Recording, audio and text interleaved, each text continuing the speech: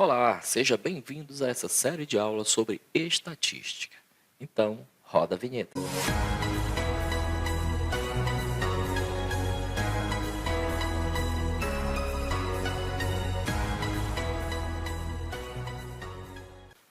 O que é estatística? A palavra estatística ela vem do latim e significa estado. Este termo provém do primeiro uso da estatística e tinha como função registrar dados. Então, a palavra estado grifada é uma forma organizacional e ela tem a natureza política, ou seja, os poderes judiciário, legislativo e executivo. As primeiras aplicações da estatística estava voltada para as necessidades de Estado na formulação de políticas públicas, fornecendo dados demográficos e econômicos à administração. A abrangência da estatística aumentou no século XIX para incluir a acumulação e análise de dados de maneira geral. Hoje, a estatística é largamente aplicada nas ciências naturais e sociais, inclusive na administração pública. Então, como foi o surgimento da matemática devido à necessidade, a estatística também surgiu a partir de necessidades, onde os poderes públicos precisavam de informação sobre um determinado objeto de estudo. Podemos classificar a estatística como uma ciência que utiliza das teorias probabilísticas para explicar a frequência de ocorrências de evento, tanto em estudos observacionais quanto em experimento para modelar a aleatoriedade e a incerteza de forma a estimar ou possibilitar a previsão de fenômenos futuros conforme o caso. Então ela pode ser empregada tanto para prevenir algo, como também pode ser usada para determinar um objeto de pesquisa. Com o passar do tempo, a estatística evoluiu, tornou-se uma ampla e complexa ciência, tirando conclusões sobre um todo a partir de uma amostra. Nós vamos ver essa parte daqui a pouquinho mais de amostra e população, ou seja, quando que eu utilizo um universo estatístico, que a gente também chama de população, né? Ou quando que eu posso usar uma amostra. Uma boa definição de estatística é de ser um conjunto de métodos apropriados à coleta, à apresentação, análise e interpretação de dados de observação. Então, quando alguém precisa ter determinada informação sobre um objeto de estudo, ele tem que fazer uma coleta de dados, depois ele vai analisar esses dados, vai apresentar, interpreta e apresenta esses dados a quem solicitou. A estatística ela tem uma ampla aplicação. Eu citei algumas aqui para vocês. A coleta, a organização, a sistematização e a apresentação de dados, a medida das variações dos dados e levantamentos de dados, a estimativa dos parâmetros da população, que nós vamos falar daqui a pouco, a determinação da precisão da estimativa, a aplicação de testes de hipótese em relação aos parâmetros, a análise de relação entre duas ou mais variáveis. Então, essas são algumas das aplicações que a gente pode utilizar a estatística. Termos da pesquisa. Eu vou começar esse termo da pesquisa fazendo duas perguntinhas básicas, para a gente explicar o que é população e o que é amostra, certo? Então, olha o primeiro exemplo. Se quisermos saber, por exemplo, qual é a matéria favorita dos alunos de uma classe, é bem simples, né? A gente vai até a classe que queremos fazer a pesquisa, depois mostrar a informação. Bem tranquilo, bem simples. Olha o outro exemplo. Se quisermos saber, por exemplo, qual é a matéria favorita dos alunos do estado do Pará, aí já fica um pouco complicado, porque o estado do Pará é muito grande. Como que a gente vai atender a todos os alunos do estado do Pará? Será que temos condições viárias, fluviais, aéreas para chegar nesses locais? Então, perceba que do primeiro para o segundo, há uma grande diferença em coletar essas informações. E é nesses dois exemplos que eu quero falar para vocês que a estatística trabalha com dois conjuntos de dados. O primeiro dele é o universo estatístico, que a gente comumente chama de população, né?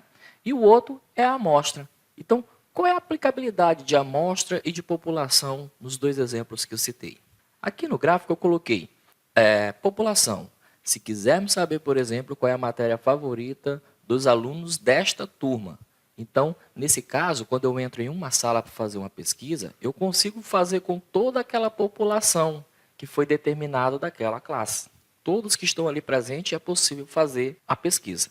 Por outro lado, se quisermos, por exemplo, saber qual é a matéria favorita dos alunos do estado do Pará, aí já fica um pouco complexo. Já vou precisar de outros órgãos, já vou precisar de muitas pessoas para fazer essa pesquisa. Isso já vai demandar bastante tempo para que essa pesquisa seja concluída, e sem falar que não vai ser 100%, digamos assim. Pode acontecer várias outras coisas de não ser contado.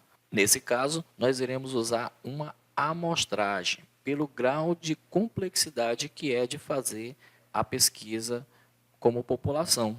Então, nós podemos, por exemplo, em cada capital, selecionar um grupo de pessoas, ou seja, um grupo de alunos, para aplicar esse questionário e colher essas informações. Por isso que fica como uma estimativa, certo? Então, eu mostrei 2 exemplos para explicar o que é população e o que é amostra, que é os 2 conjuntos de dados que a estatística trabalha.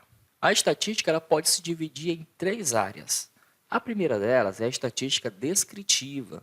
E a estatística descritiva é a parte da estatística responsável para obter dados, sua organização e sua descrição. É a que é mais comum se desenvolver em uma pesquisa, certo?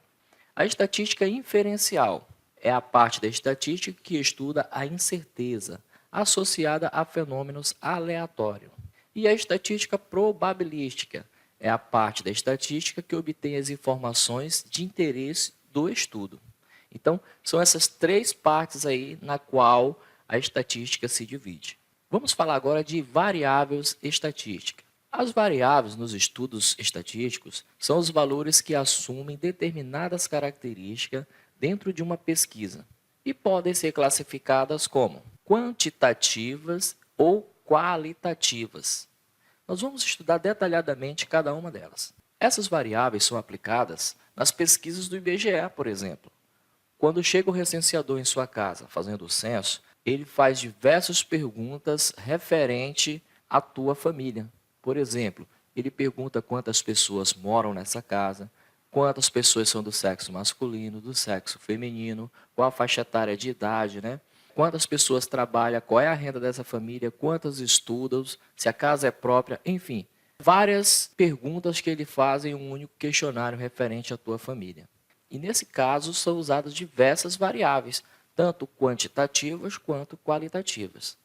No organograma, eu coloquei aqui para vocês como ela se comporta. Então, nós temos variáveis quantitativas e qualitativas. As variáveis quantitativas elas se subdividem em discreta e contínua.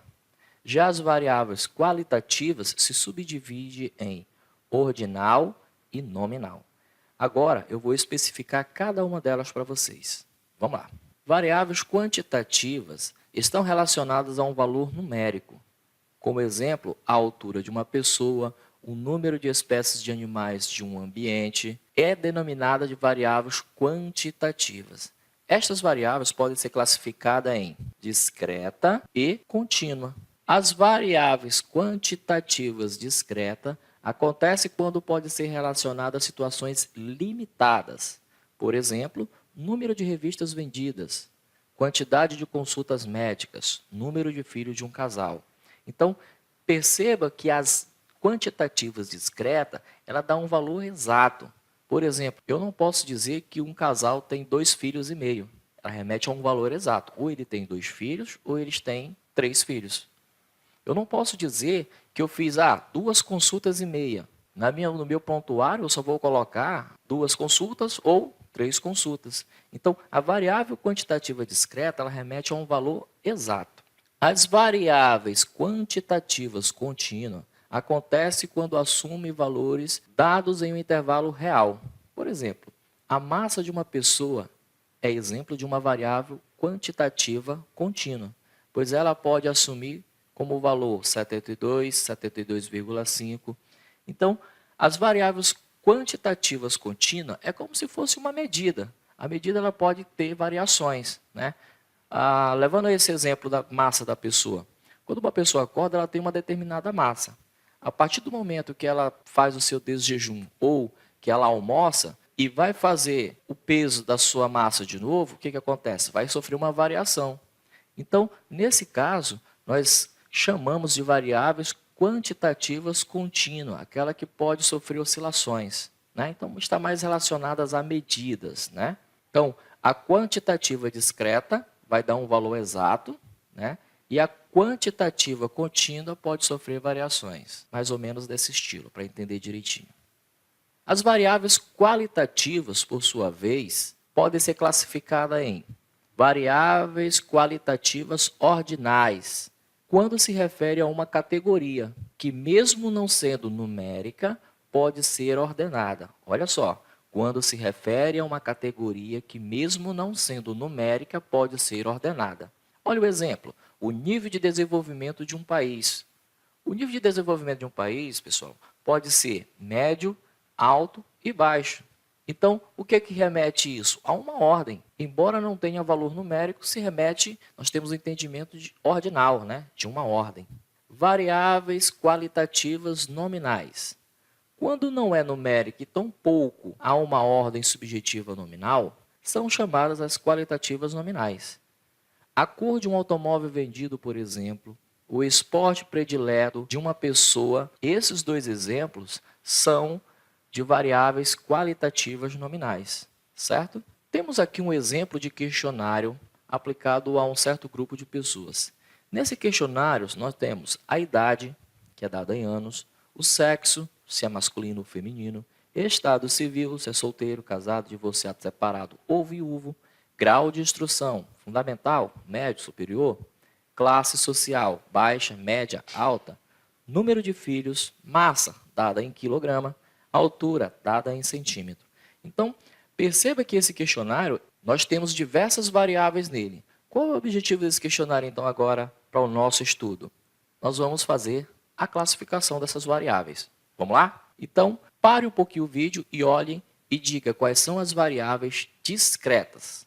Quem disse idade em anos e números de filho, acertou, porque essa nos remete a um valor exato, né? Então, toda vez que nós tivermos questões relacionadas a valores exatos, nós estamos falando de variáveis quantitativas discretas.